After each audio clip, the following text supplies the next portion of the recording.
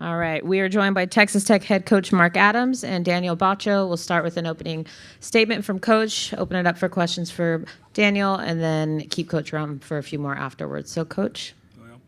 Well, give a lot of credit to Ohio State. They, looking at the stat sheet, they were just a little better than us in every category, and that's kind of how the game went. They're a really good team, very hard to guard, and well coached, and good players. And I think they're going to have a great year. And this is another game we can learn from. Questions for Daniel? Here in this. Hey Daniel, how do you feel? What do you feel like you learned during this tournament playing against this quality competition? I feel like we just need to be more focused and have less moments where we kind of zone out and we kind of don't know what we're doing. But that's come with our age because we're really young. That's not an excuse, but still, I think we improved. We learned a lot from this tournament, so I'm glad about it. And then with your personal game, getting this experience, how has it helped you? It gave me a lot of confidence to see where I'm at, because we were playing that's really good teams that we're playing, and just to see where I'm at, that's good. Here in this. Are you good? Okay. Over here on this side. Hey Daniel, how did your eye get cut? I actually missed it during the game. I didn't see how it happened. I just took an elbow on a rebound, but that's it. Anything else for Daniel? Thank you for your time, Daniel. We'll keep Coach here for a few more questions. Right here in the front. Coach, you were 4 for 8 from three-point range first half, then 1 for 10. What were they doing? What were the adjustments defensively that contrast in those two halves? Well, I think it was. They were just really good getting a hand up and catching shots, but we missed. We had some good looks that we missed as well. But we think that's one of our strengths is three-point shooting.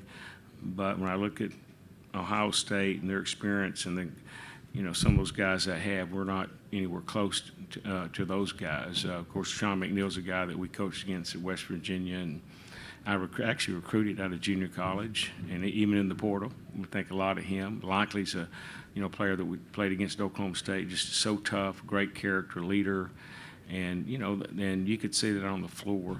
I thought the biggest difference, there were just times where we, in pressure, tough situations, we didn't get a block out or had a turnover, or just didn't execute like we're supposed to, and their experience showed at that time, and our inexperience was a big difference in the game.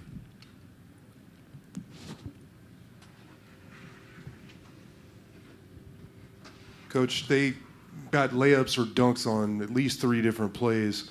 What did you see? What happened on those plays? Again, it's again lack of our inexperience, and you got to give a lot of credit to their. I guess it was to Key, their big kid, Zed Key, just were really physical and posting and sealing our guys on the top side, and we just didn't have the backside help, something we'd worked on. But those are things we'll get corrected on post events, but also just with our helps. I was just late getting there. So, but we've got some explosive players, and that's something we don't usually like to see is giving up layups and dunks. That's just something we're not used to, and give a lot of credit to their head coach as well, and some of the sets he ran.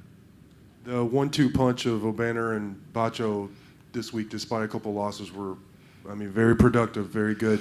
What are your thoughts on how they performed? And I thought they did well. KO.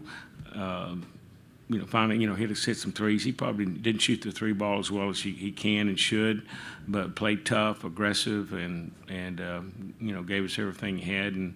But I thought that Daniel Baccio was just outstanding all 3 games, just a warrior, and that consistency is what we're really looking for. And we've got to develop some of that with our guards, and we'll get there. We just got some younger players at those positions.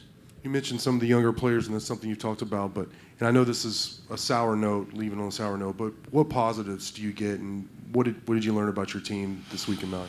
Well, there's a lot of positives. I mean, that Creighton game they're so difficult to guard, but we came back and played just a really good game against Louisville, and I know we caught them.